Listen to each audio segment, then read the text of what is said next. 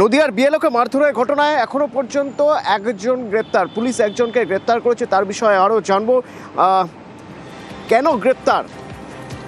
নদিয়ার বিএলওকে মারধরের ঘটনায় ভোটার লিস্টে বাবার থেকে মেয়ের বয়স বেশি, আর সেই জন্য মহিলাকে শুনানিতে ডাকায় বিএলওকে মারধরের অভিযোগ ওঠে। এবং তারপরের ঘটনা আমি জানতে চাইব। আমার সঙ্গে সমীর রয়েছে। সমীর,